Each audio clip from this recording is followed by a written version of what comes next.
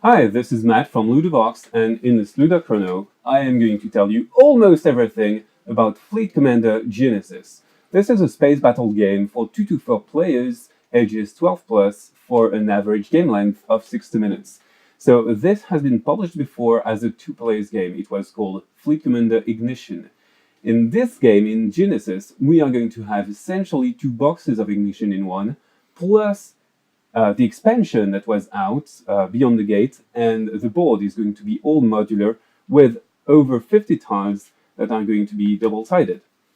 It's not released yet, Genesis, because it's going to be on Kickstarter from January 11th, 2016. So in this game, we have a fleet and we are trying to defeat our opponents by taking them out. Usually, we just have to take out 2/3 of the opponent's army to win.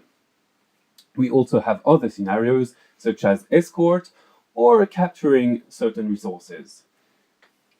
When we start playing, we are going to choose our armies, so every single unit has a class value. The publisher recommends to have 12 points of class value, so small frigates will have 1 point, will be worth 1 point. We will have snipers, which are destroyers, worth 2 points. Bigger ships like cruisers for 3 points, and finally the big ones, the big minis, battleships for 4 points. They will have special powers that are drawn with these tiles at the beginning of the game. Once every player has constituted its army, we are going to lay them out on the board, then we will start competing. We will interact with the game and the other players through dice. Dice are going to show us the direction in which we can perform actions. So for example, if we have a cross, so we have 3 different types of dice, attack, movement, and defense.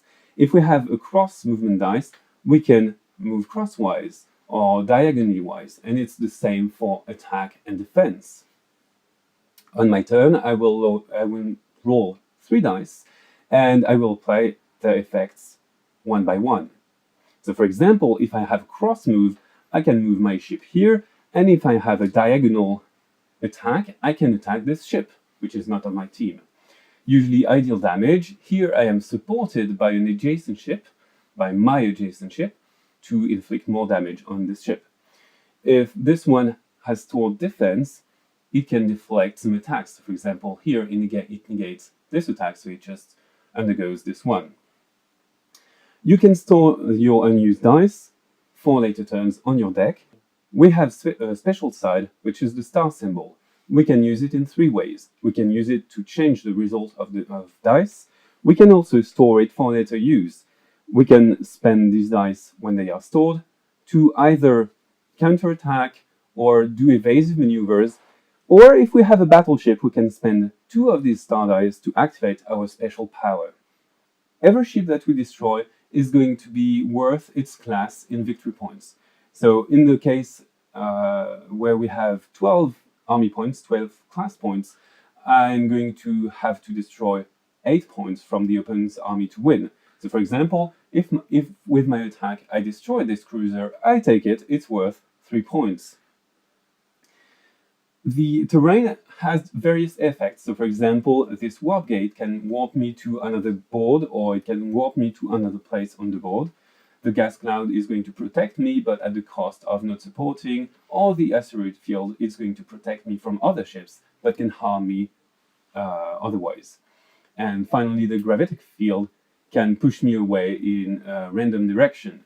So in the advanced mode, every ship can have its own power. Every class ship can have a power. So for example, the frigates go quicker, the destroyers are going to be snipers, the cruisers are going to act as tanks, etc. So we can scale from a small game, a small accessible game, to a bigger game. We can also play with fog of war. We can deploy our armies with these tokens on an invisible mode, so people don't know, opponents don't know what stands before them, and we can adjust the difficulty of the game for every player. So you know almost everything about Fleet Commander Genesis, so good game and see you on Ludo-Box. Bye!